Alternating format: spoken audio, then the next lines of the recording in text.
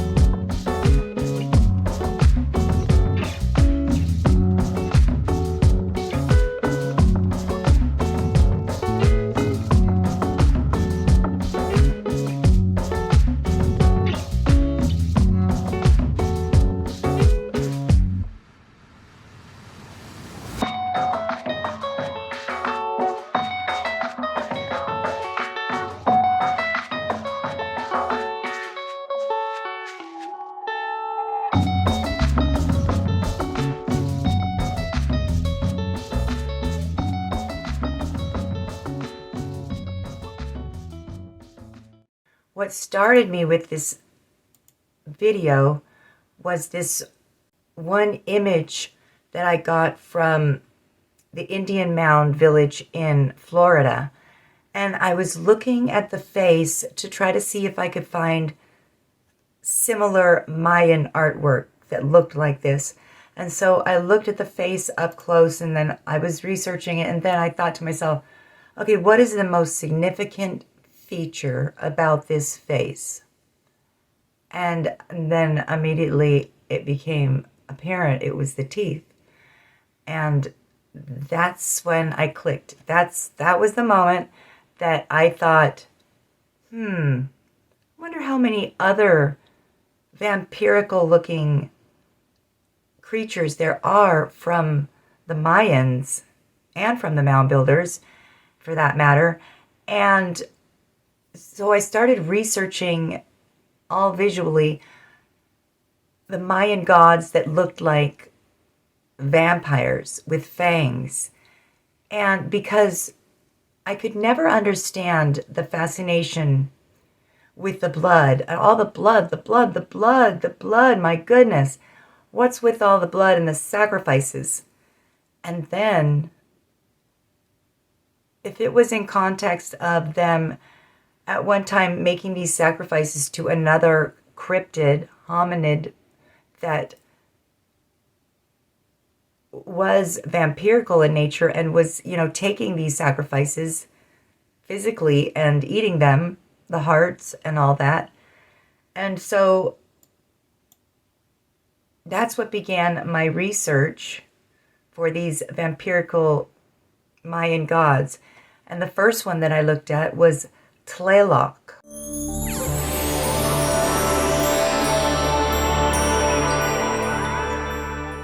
Tlaloc was a giant, and he can be seen here. This was how they found the gigantic Tlaloc stone sculpture. And then, with modern technology, they moved it to where it is now and made it stand upright. But they found it just in the jungles laying on its back. And Tlaloc can be seen in tons of not only Mayan, but also Olmec sculptures. And he's portrayed as having these protrusions coming out of his mouth. And he is a very vampirical creature. And then you can start seeing all these images of Tlaloc. And before I go any farther, I decided to research a little bit about the anatomy of, a mosquito. And apparently, mosquitoes have six different spikes that have different functions that they plunge into you when they are taking your blood. And this illustration shows those needle-like mouth parts that female mosquitoes use to bite people. They're usually sheathed by a flexible tube. The weapons include two maxillae to saw the skin, and two mandibles to hold the tissues apart as the maxillae saw, and then the bugs drool saliva into the humans with the green needle, and then they suck up the blood with the red one. And then let's go back to Tlaloc and his appendages that he has coming out of his mouth. I mean, what are those appendages for? And in this one, it looks like he's drooling, like he's got more than one thing coming out of his mouth. He's got some drool and he's got a tongue, and these are not human. They're very vampirical.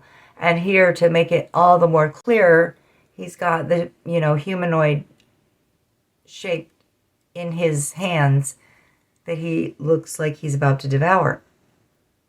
I also found a bunch of Mayan figurines, and they all have holes in their chests. I think they were sacrifices.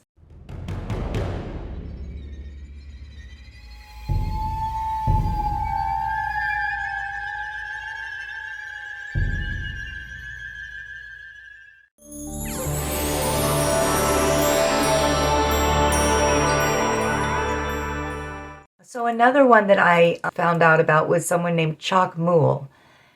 Chac Mool is a vampire for sure. He is a stone sculpture that can be found in front of, I think, almost all the Mayan pyramids. He's in the same position, and he's holding a bowl, which they put the beating heart in as a sacrifice to him. Maybe at one time Chac Mool was real. But he is a very bloodthirsty creature, and that's who they're making all these sacrifices to. And at one time, maybe they were sacrificing people to a real species, Chac Mool. Chac Mool can take on some very bird-like reptilian type features. And you can see him here looking very much like a bird. And then, of course, there's Quetzalcoatl, who was a flying bird, serpent, vampire, maybe. And also looking very reptilian. This one looking almost like identical to a Cardassian, who was a reptilian species on Star Trek. And, some of these death masks, these teeth look real, and they don't look human. They're very consistently described. He's usually green. And then I found a group of Olmec sculptures of a vampirical creature who takes on the shape of a pig almost.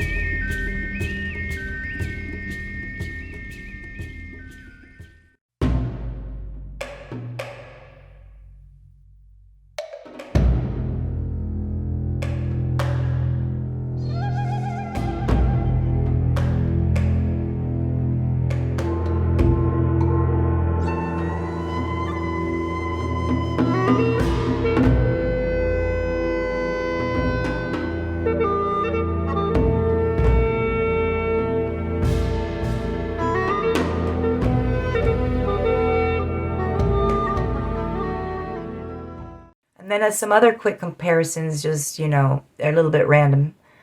Just comparing the Olmec faces to the Hohokam faces in Arizona.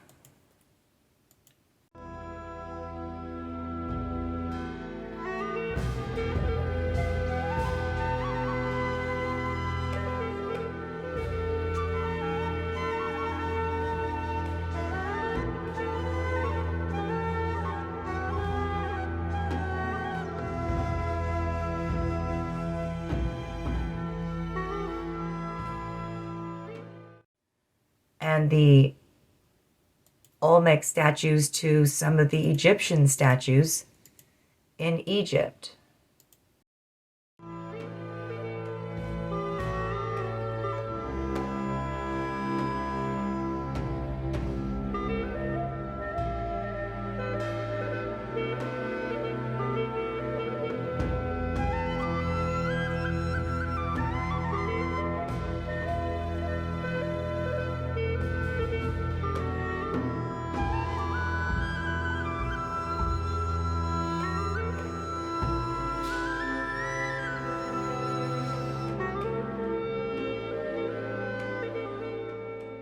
I was researching Oklahoma, this one first, because this is a giant hovering over a human that's much smaller, and he's got an axe-shaped weapon in his hand, and he's about to not decapitate him, but it looks like very specifically remove his skull cap.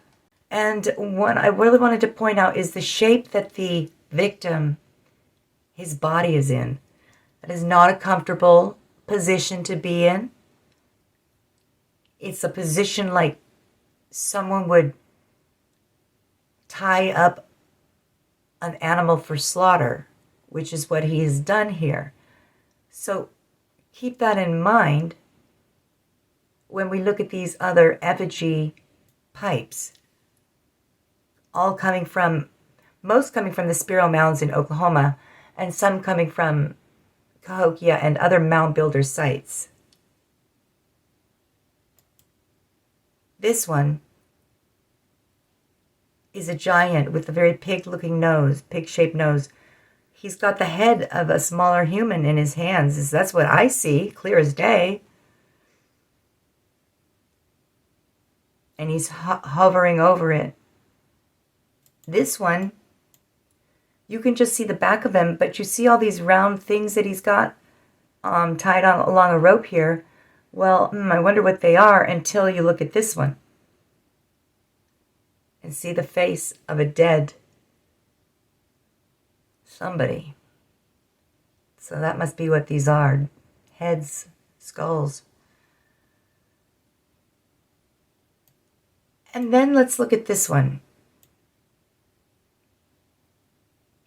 What it looks like, he has some kind of like a huge straw of some kind attached to his mouth, to the head of an animal. Maybe a person. What is he? It looks like he's sucking the insides out of the head of some kind of a creature. And so you can see even in this one, it's been broken, but he's got something in his mouth that he's using to suck something up with. And the symbolism, I'm sure, wasn't lost on them. They're smoking. These are supposed to be pipes. So they put the stuff on top of his head, and then they're smoking it out of the back here of this hole. And it's very much like sucking the insides out of his head too. Just like whatever it is that they're doing here with these animals. And then you've got a few more where they're just in these most uncomfortable positions, seeming to be like kind of tied up almost. And in a very vulnerable, uncomfortable position.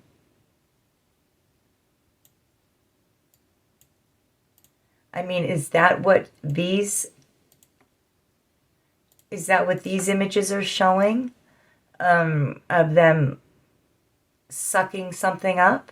These are Mayan.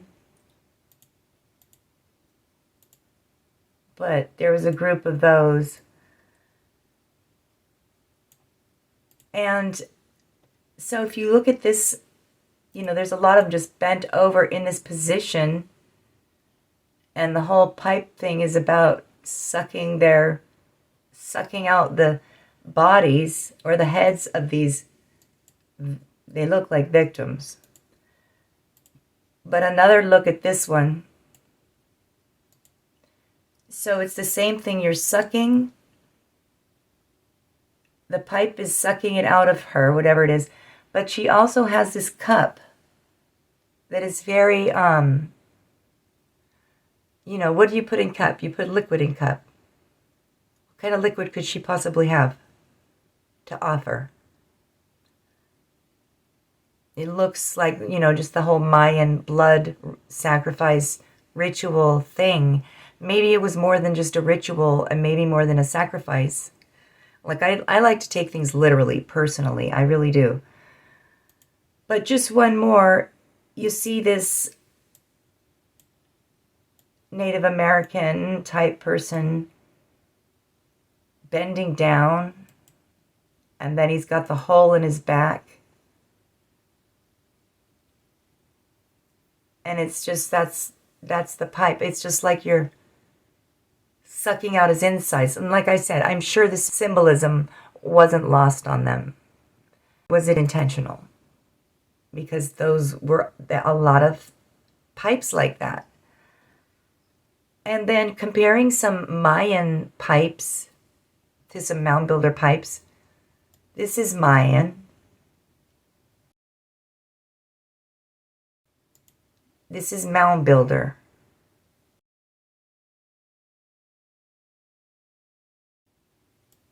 Mayan.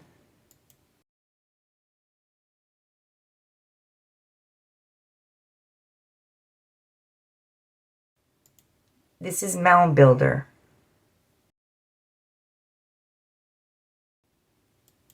Mayan.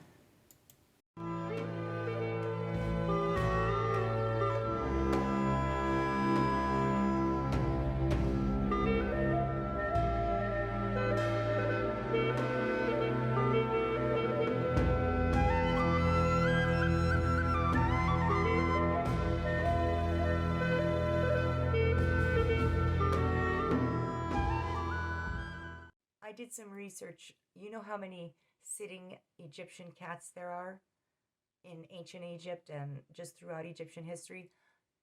Thousands. And you know how many of them are kneeling down? None. So that's why this Marco cat from the Calusa mound builder tribe found in Florida, when compared with these Mayan cat figures that are also kneeling, very special, because it's getting pretty hard to deny the link, the connection between the mound builders and the pyramid builders. But I think the more controversial question is, did they come from Mexico or did they come from Florida? I think they came from Florida and went to Mexico from there, originating with the mound builders. Don't forget to hit the subscribe if you like. And until next time, bye!